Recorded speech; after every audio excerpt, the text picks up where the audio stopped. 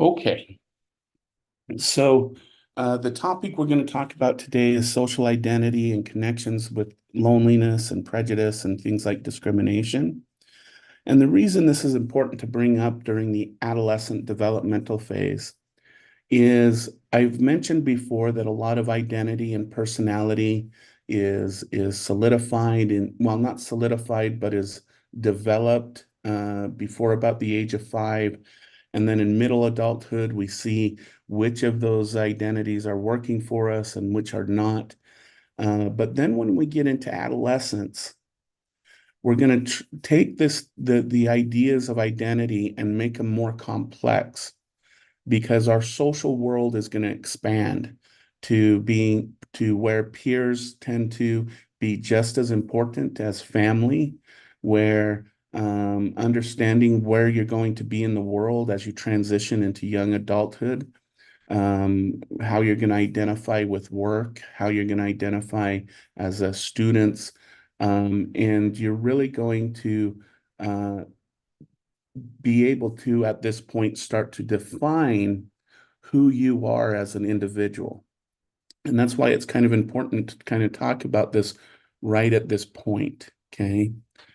So let's go ahead and just play a short video that kind of explains where we're going. Welcome. Today we're delving into the realm of social identity and loneliness. Social identity forms when we affiliate ourselves with certain groups, shaping our self-concept and influencing our behavior. However, when bonds break or exclusion occurs, we experience social loneliness, a disconnection from our social circles, or emotional loneliness, a lack of intimate relationships. Imagine John, an avid soccer player, suddenly unable to play due to an injury.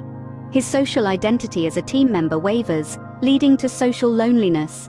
Or consider Mary, who moves to a new city and feels emotionally isolated without her close-knit family nearby. These experiences aren't rare, they're universal, deeply impacting our mental health and societal functioning. Social rejection can lead to feelings of isolation, affecting our self-worth.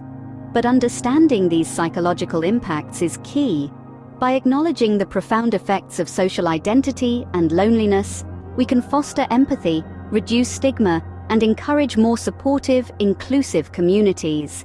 So, let's continue the conversation and work towards a society where everyone feels seen, heard, and valued.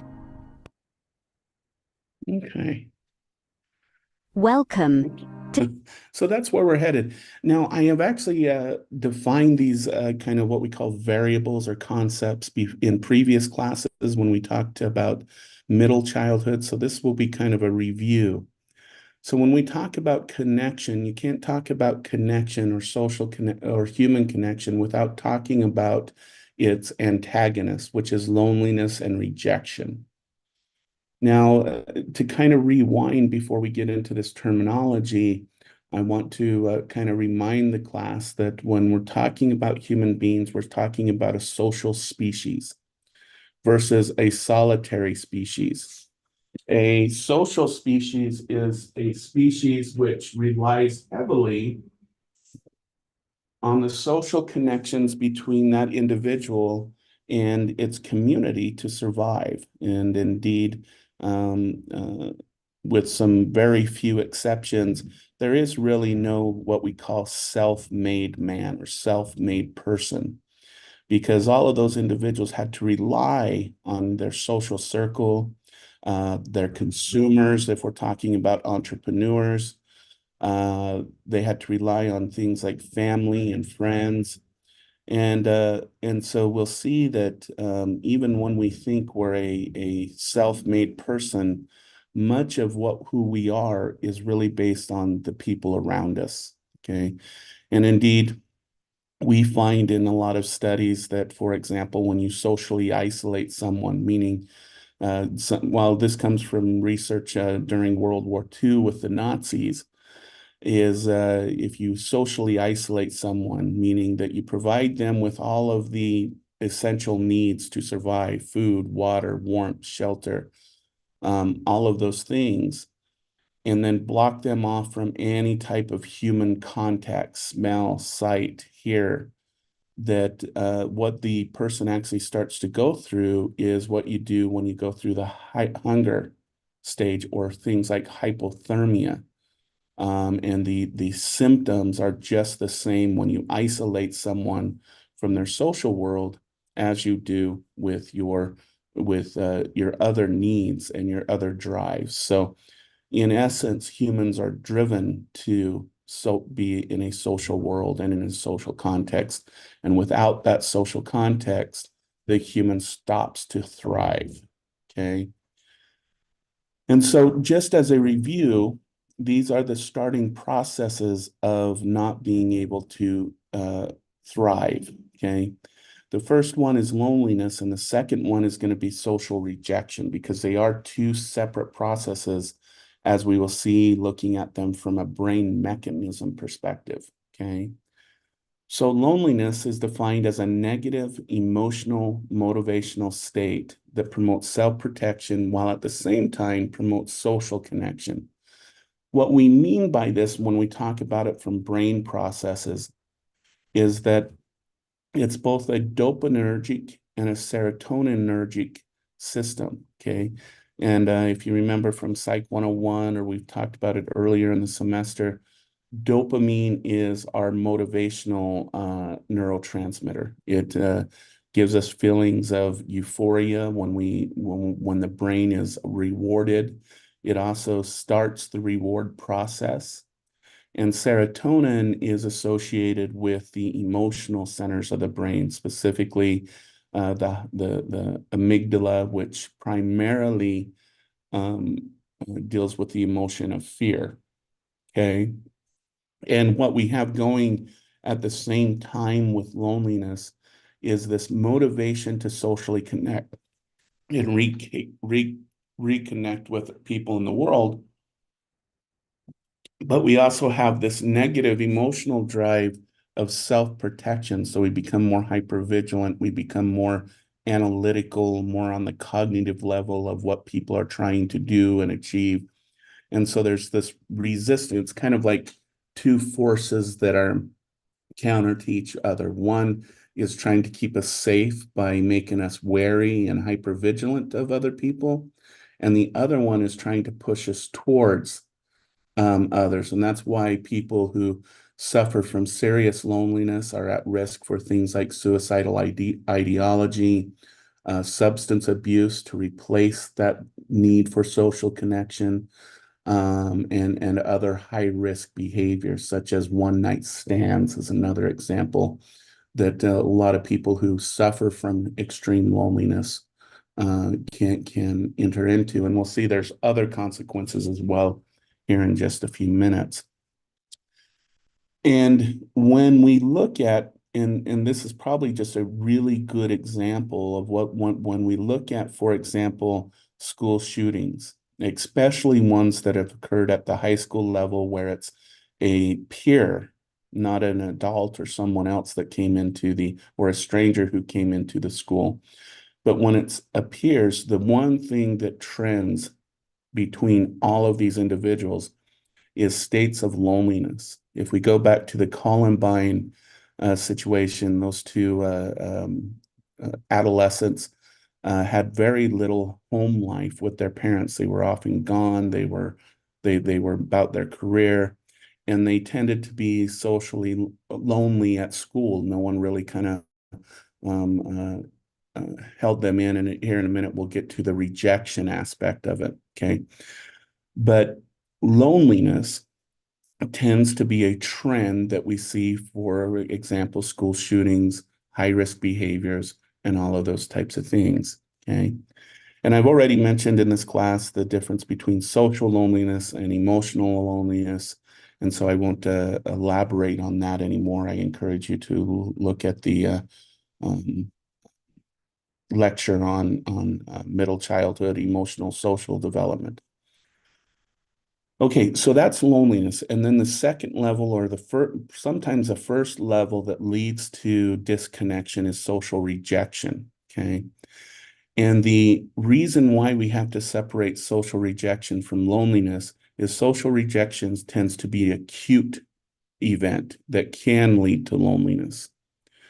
But social rejection also does not use it does not use the serotonin or the dopamine system.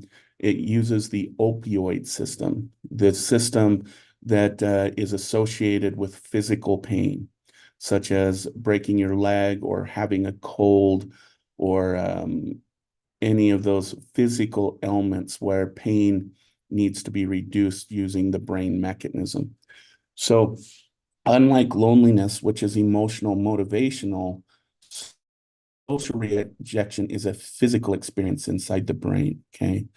And indeed, since in one of the ways that we know this is if you simply put an individual into, for example, an MRI machine, and you have them play what's called speedball. Now, this doesn't have any actual human beings. It doesn't have anything. It basically has three dots. Okay. I'll try and you got to use your imagination. And one of these dots is going to be you. This one's going to represent you. And in the beginning, which I'll represent with a blue, in the beginning, you throw to this person throws to this person, and then this person throws to this person back to you. And this goes over repetition after repetition. But then what eventually happens, which I'll represent with the color green, is all of a sudden these two individuals just start passing the ball back to each other, back and forth, and exclude you in the passing lane, which represents on at least an experimental level social rejection. Okay. And what we find is that when these individuals start only passing the ball from each other, that the opioid areas and the pain areas of the brain start to light up. Originally, we thought it would be like the amygdala or the emotional centers, but sure enough, it was actually the pain centers that started to light up. Now, after this research, we have actually found that loneliness takes human action. It takes changes in your emotional and motivational state. With social rejection, it can be treated just the same as physical pain. In fact, one study showed that taking Tylenol at 325 milligrams for 3 days shortened the time of the pain from social rejection. Treating it as a physical ailment, as you may know that if you break your leg, the doctor wants you to get on that leg as quickly as possible and start doing physical therapy and not delay. And they want to get that leg back to pre-broken as soon as possible. And this is the same with social rejection. We found that people who take the traditional advice about going and finding yourself and taking time on for yourself and taking a loan tend to suffer from social rejection longer than individuals who are told to get out there, be social, go to a restaurant, go to a club, go get involved with your church groups or whatever it may be. We find that that greatly reduces the time a person experiences social rejection. Okay. So I just want to bring these three levels up because if you look at these are often very common experiences in adolescence. Adolescents for the first time are probably going to experience a lot of rejection from groups that don't want them in that group. They're going to experience a loneliness as they navigate this world that they feel alone in. Because remember, they're getting that disconnect from the family system as they're developing into their adult physical body, and they're trying to find themselves in a world that may not seem as caring or if we think about the middle school years as an example, it's not meeting the needs of our children. If you look at a child in middle school, 6th grade to about 8th, 9th grade, the school systems are very much set on this learn math, learn reading, learn writing, and focused completely on that, and they're missing the larger picture. They're missing that children at this age or adolescents at this age are more concerned about their social world than they're concerned about their academic world. Okay. And indeed, a study using middle school students, they randomly selected middle schools in this large area within Europe. Okay. Um, and they randomly assigned uh, half of the middle schools that focused on social identity, uh, uh, social connection, all of their activities, even in the classroom, connected students together. It was more experiential learning with each other. And then half of the schools remained the same structure that middle school has always been designed as. And what they found is that those schools that focused on the adolescent social development, on their need to learn how to communicate and connect with other individuals, and provided them with a solid identity with their middle school and with their peers, dropout rates in high school significantly dropped. GPA through high school was significantly higher than the other schools. So when we use that baseline, not only when we pay attention to social connection and identity with each other, both as a larger group and within our groups, it decreases dropout rates and increases academic performance. Okay. And that's why it's important to explore this topic during this part of this class. Okay.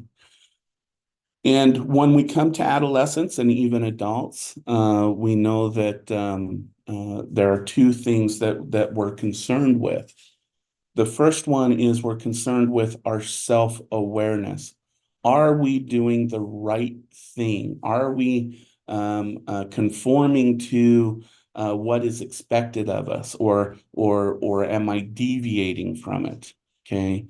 And then the other thing that adolescents tend to be very conscious of is their self-esteem, the way that they think about themselves, the way they feel about themselves. Okay. Self-esteem in general is defining yourself as whether you like or dislike who you are at the most basic level. Okay. And we use our need for belonging to gauge our self-awareness and our self-esteem. Okay.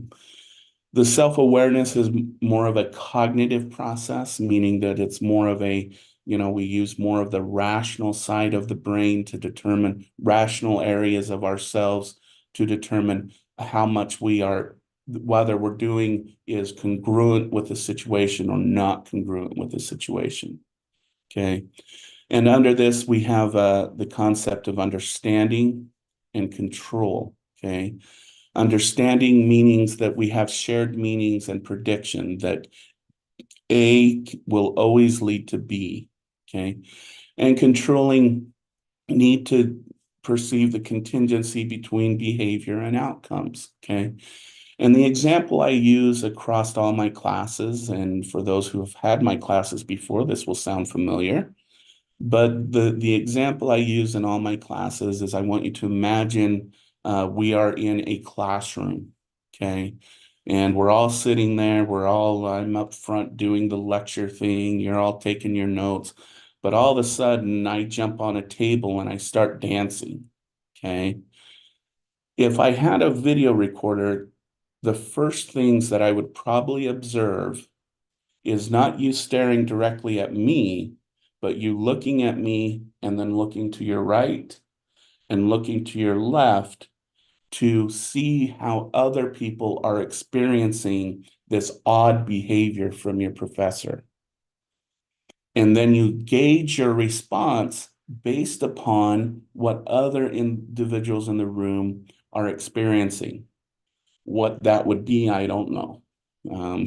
I've never actually tested it, so We'd have to guess on that. But this is how we use our social world because we want to be correct in our behaviors. We want to have similar perceptions that other people have of events that are going on in our world. Okay. Relative affective mode is, so this comes to self-esteem. Self-esteem is more of an affective emotional state. It's how we feel, not how we think about ourselves. It's how we feel about ourselves. And of course, we use one way to increase our self-esteem is through self-enhancing. So we need we need to be viewed as basically worthy and improvable. And we also need to see the world as benign and safe. Okay. And both of these contribute to, especially in adolescent self-esteem. All right. So, how do we strengthen our self-esteem and our self-worth? And this is going to go back to our conversation with about Erickson's and identity formation versus identity confusion. Okay. If you remember, I brought up this concept of the self concept that was originally proposed by William James, who, just as a reminder, is kind of the father of Western American psychology. He was one of the first to write a full textbook used in the United States for introductory to psychology students, and he promoted the field greatly. Um,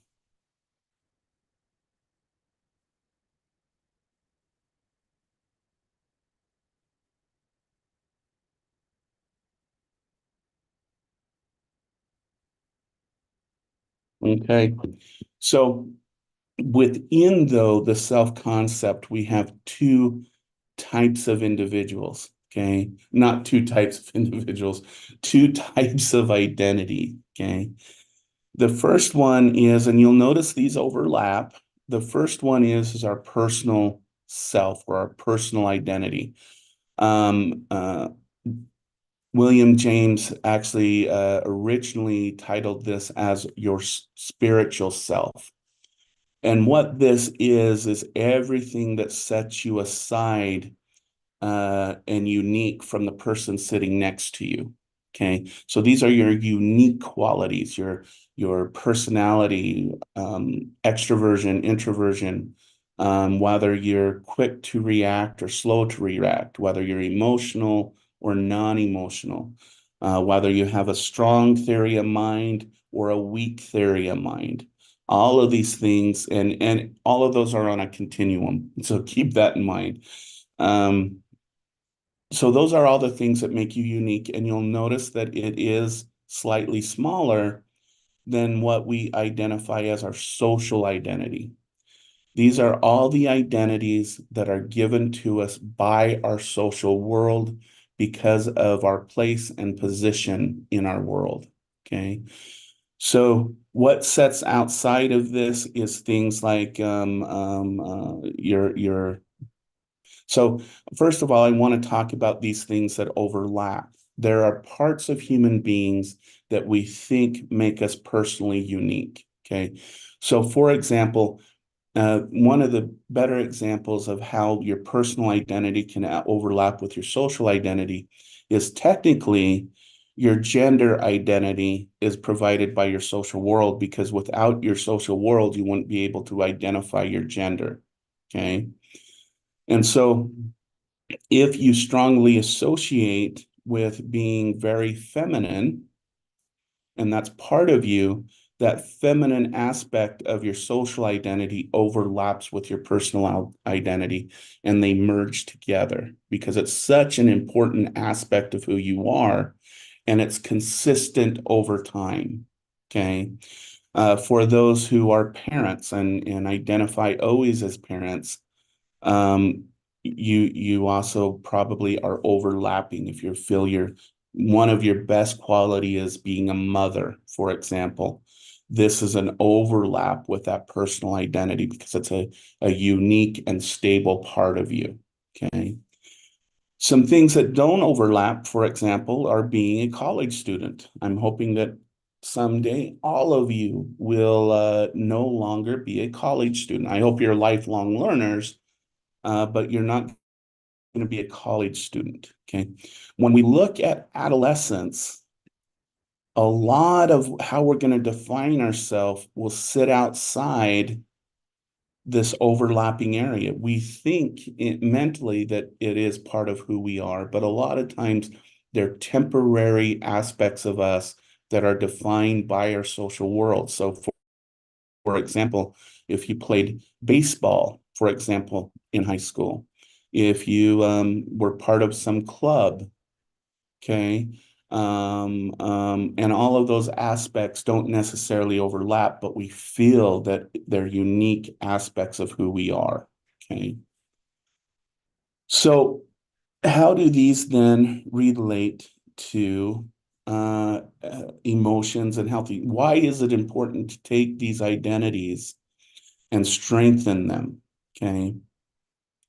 And this comes from a pretty simple experiment. Okay. Yeah, these last two bars right here, we're not going to spend a lot of times on. These two bars are what is called control procedures, and same over here. These two bars right here are what called control. What they establish are these baselines. Okay, these baselines are what the when you just went and measured the general population, those are what you would expect as kind of the means for general loneliness within a population. Okay. What we're interested in is these two bars. Okay. So this is the simple situation, and this is going to be the simple manipulation in this experiment. In group one, which is defined as a social identity group, originally we used students, so I'm going to use students, and later ones we use things like parents, your occupation, those types of things. But we'll run with the first experiment, which utilize students. Okay.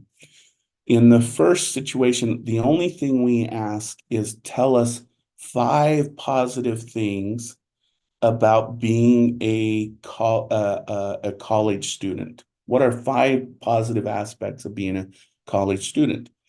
And then we gave them a measure of loneliness that measured both social and emotional loneliness. Okay. In the second group, we asked, name 5 positive qualities about you that makes you different than everyone else. And then again, we gave that same measure of loneliness. When individuals are thinking uniquely about themselves outside of their connection with the world, we see that it's almost 2 times the amount of loneliness compared to social identity, and is 50% higher than what you would expect in the general population. Okay. And indeed, if you want to reduce loneliness, you really should be thinking about your connections with your world. All right. And this is what we see with a lot of adolescents, especially in our culture. We encourage them to find their uniqueness instead of finding their place. We encourage them to do self-discovery instead of discovering where they belong. And if you think about a lot of things that we see increasingly in our society, increasing, especially here in the United States, increasing amounts of loneliness, increasing amounts of depression, decreasing levels of well-being, we are, with our youth, cherishing their uniqueness as individuals, and we wonder why they're getting an increase in all of these negative aspects of our social world and even within our mental world. Okay. Instead, what would be argued, at least from developmental sociological perspective, as an intervention to all of the negative aspects we're seeing with adolescents today, is that we need to help them connect with their world. We need to show that, yes, they are unique individuals, but that uniqueness is part of their world. It's not just theirs. It doesn't just belong to them, that it's adaptive to who we are as a species. Okay. And then this leads to this simple model where we end up in what's called failure to survive. Okay. And basically what we end up is when we have denial, we have loss, we have damage to one's social identity. These should look familiar. Again, I'm going to go back to the teens school shootings. We find these very common among those teens when we investigate what their world was like before they did that awful act. Okay. But these issues lead us to, where do I belong in the world? Which leads to, of course, social loneliness. And then who do I belong leads to then emotional loneliness. And if these are not resolved, either through social interventions in their world or some type of self-growth on their end, this leads to a failure to belong, which leads to a failure to survive. Okay.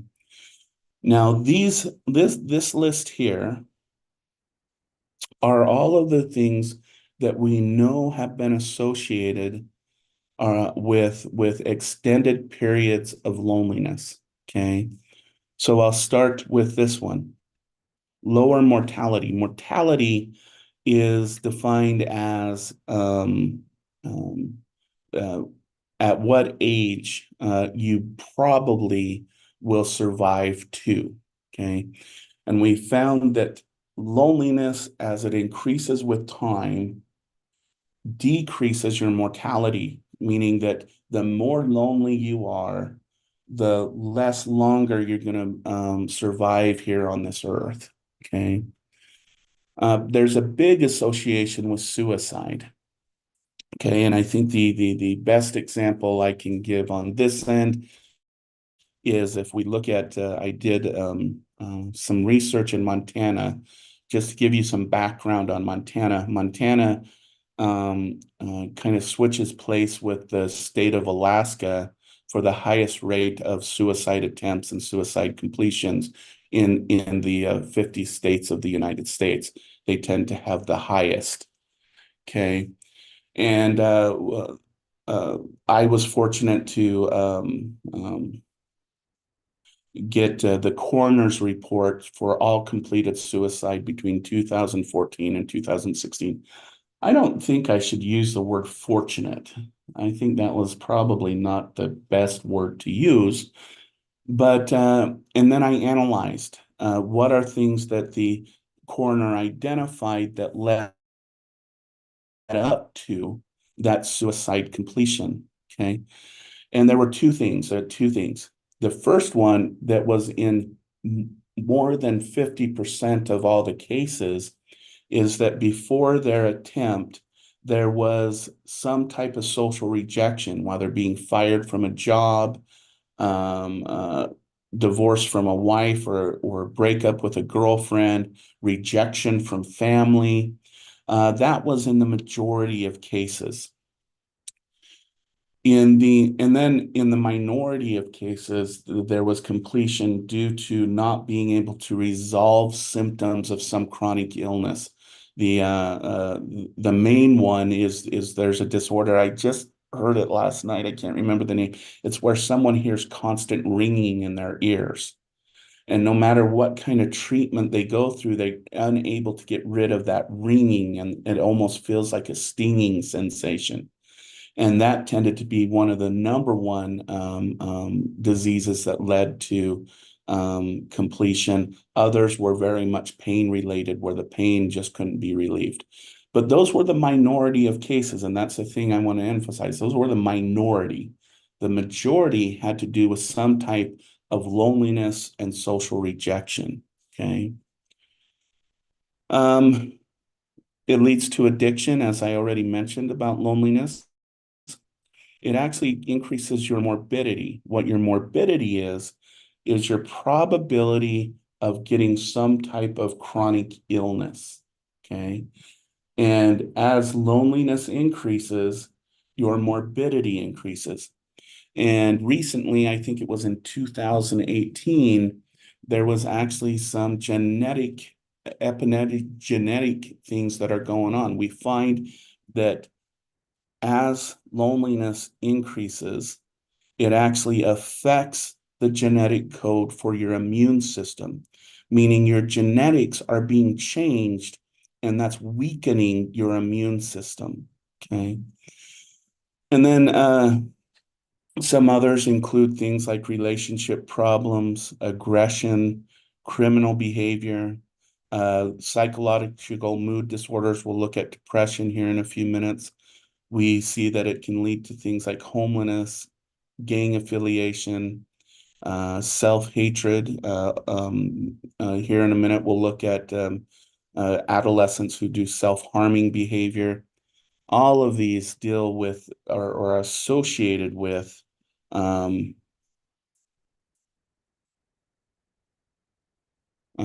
different levels of loneliness. Okay.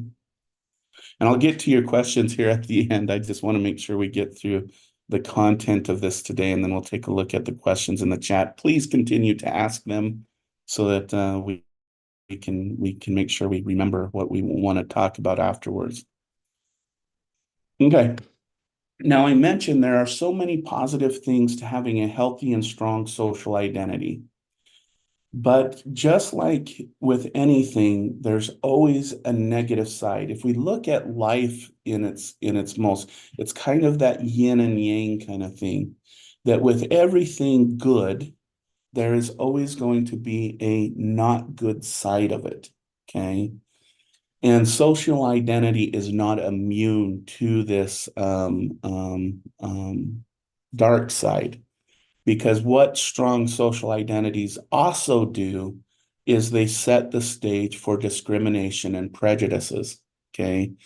Because our social identity becomes so much part of our self-concept that we want to protect that self-concept. If we use the term that Freud would use, we want to protect our ego, okay? And we want to make sure that we're viewed as good individuals. Well, during that protection process, we tend to do things, what's called social comparison theory, where we compare our social identity with identities that are not like ours. And not only that, we will compare our social identities to affiliate with people who are like us. And in that process, we tend to then, in order to lift our group self-esteem or our individual self-esteem, we start to view other groups in a more of a negative light and our group in more of a positive light. Okay. And then what this can lead to, especially when we do what's called downward comparison, meaning we think our group is better than or more worthy than other groups that we see as, for example, immoral, less than human, those dehumanizing aspects of comparison. This really leads to what's called discrimination and prejudice. Okay. And we can look at groups, white supremacist, Nazi Germany, colonization here on this continent, and people from the Western hemisphere, European hemisphere, thinking that they were superior and had more rights to the land here in the United States, led to the genocide that we saw with Native American groups on the American continent. All of these different things, World War I, World War II, the Civil War, the Revolutionary War. If you look at all of these, it had to do with one group thinking that they were superior and knew how to run the world better than the other group. Okay. And we can even see this with even within religions. Okay. and where I know that, for example, some religions say they're the true Christian faith, or they're the true Church of Christ. And even within a same dogmatic philosophy or theology, you can even get friction within those groups. Okay. Hence, my going back to my example, you can have friction between white supremacists and non-white supremacists, and you can get some issues such as Ruby Ridge and up in Idaho, I believe that is, where there's a standoff between these two very similar groups because of their nationality, their color of skin, all of those kinds of things. Okay. So this is the downside. And again, when we get to adolescence, if you think about how adolescents view other groups, so the stoners, how they view the athletes, how athletes view the quote unquote nerds, how each of these groups, they usually always put it in a negative context. If you really listen to adolescents, you very seldom, unless there's cross identities, okay, meaning that there's athletes who are also academics. But if you have someone who strongly identifies with being athlete, they usually always have, or most of the time, I shouldn't say, well, I'm going to say usually because it's not always, have a negative view of those who are doing good in academics. They call them the nerds and those kinds of things. If you look at the stoners, they tend to have a negative view of both the athletes and the nerds, unless again there's those cross identities, which does happen. And so we know that during adolescence, this is where these identities get solidified. And I'm going to bring up the last example of how strong adolescence is when it comes to identity formation. And when we go to Nazi Germany, okay, near the end of World War II, the best recruits that Hitler could get were not the adults. They started to flee from it. There were still a lot there, don't get me wrong, but a good number of them said, hey, this isn't right. This is over. We're going to leave town. Goodbye, Hitler. The ones that stayed were the ones who were adolescents and youth. Why? Because they had that solid, unbreakable identity that was ingrained in them by the Nazis. Okay. And if you look at the last few days, the last few months, I should say, the individuals that were guarding Berlin from the invading Allies were adolescents and young boys.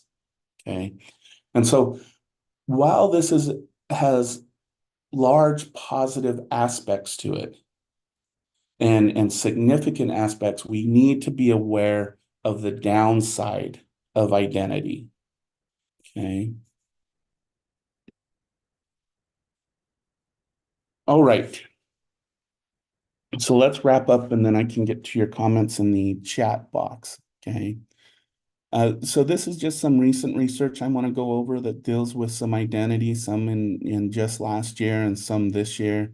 But one of them, which I think has a very significant impact when we're dealing, for example, with current youth in Native American communities, deals with what happens when we have competing social identities. So specifically, I want to talk about Native Americans in this context.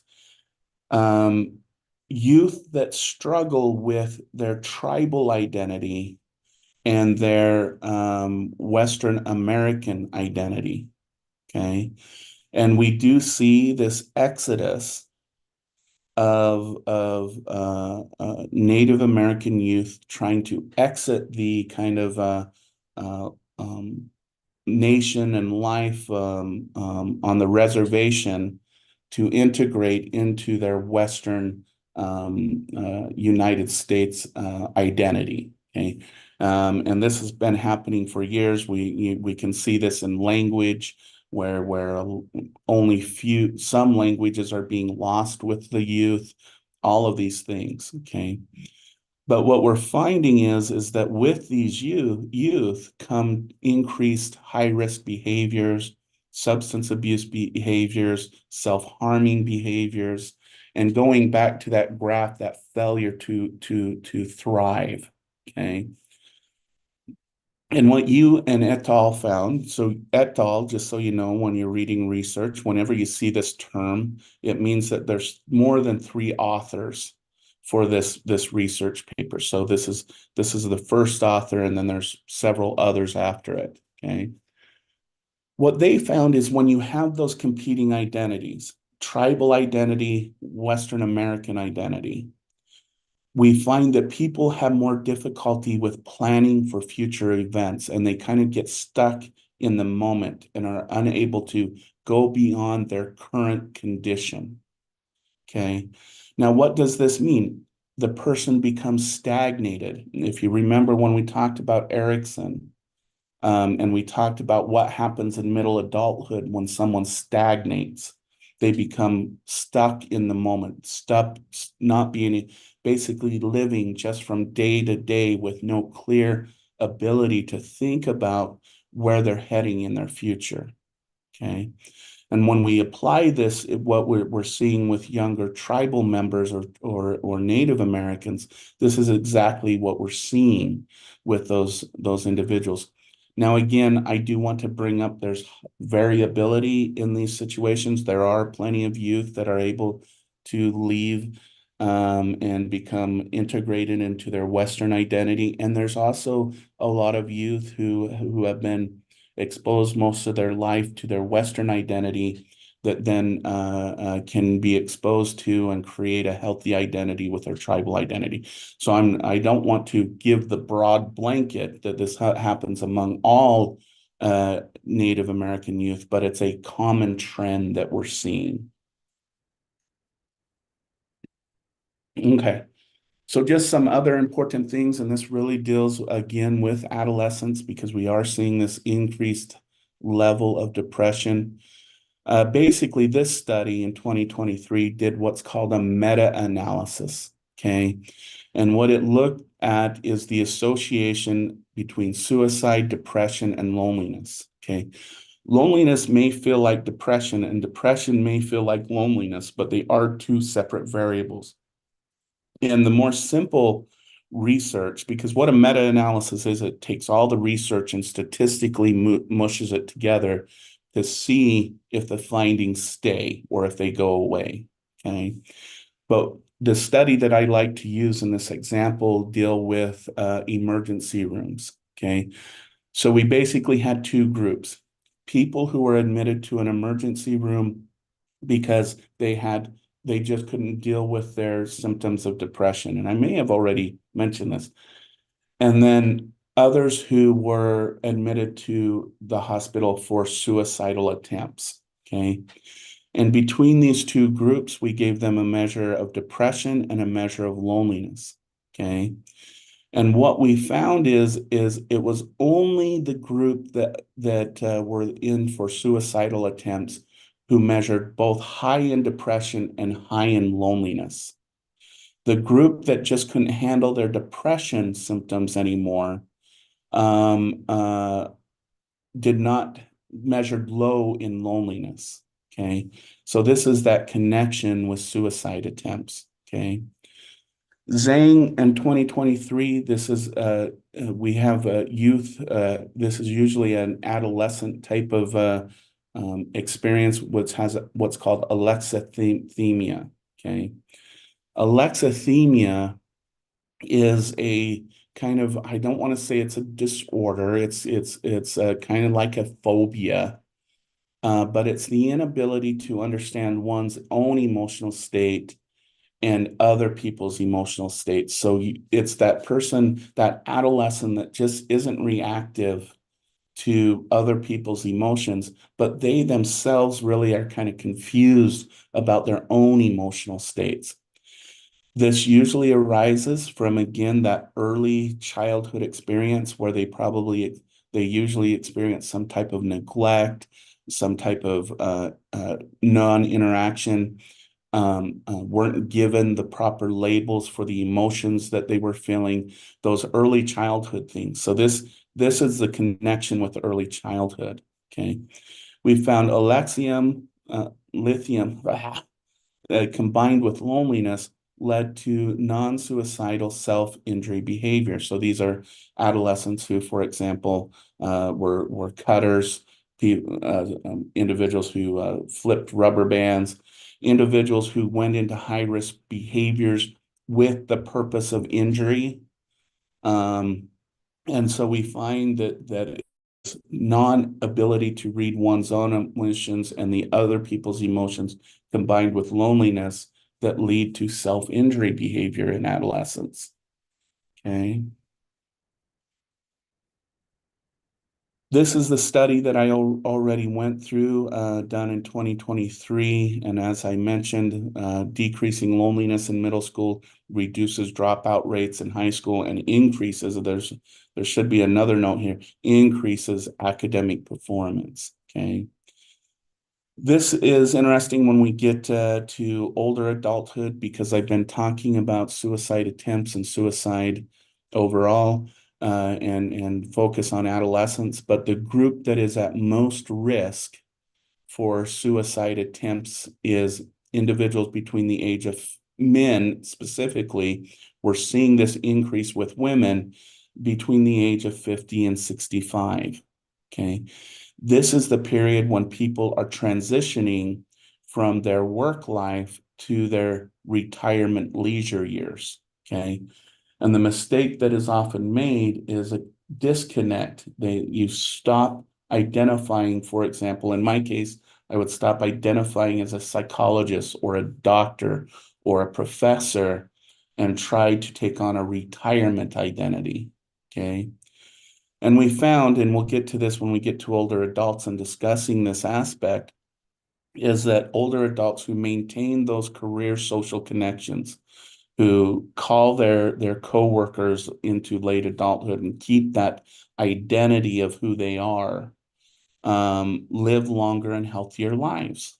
Okay. So there's something to consider when you're getting up to that age group, because we are seeing this increase with our female population as they become more and more career focused. Okay. The other thing that is very interesting, and I kind of mentioned this in the rejection area about what should you do when you lose social connections through rejection or the like, is we found that creating social connections, giving someone a phone call, emailing someone, going to coffee with someone, is actually a better self-care strategy that helps decrease depression, anxiety, and trauma system better than traditional strategies such as medication, meditation, therapy, spa days, those kinds of things. So, I mean, having someone just to talk to is the best thing we can do for self-care when it comes to that area. And for those who are going into the medical field, the helping field, such as social work or counseling, this will become an important thing to consider when it comes to burnout and those types of things. So keep that in mind. And then the last thing, especially dealing with human development, is there was just recent research. This is 2024. So I'm looking for some replication on this to see if it holds. Is what they found in research in New Zealand is that socialization influences brain aging. The more we social isolate, so this is social loneliness, not maintaining social connections, we find that the brain ages quicker. And this ties back to that prediction that loneliness predicts mortality, or the probability of how long we'll live. Okay. All right. So that's the end of this one. And again, if you take another class from me, we'll talk about it in a different context. But let me stop sharing. Let me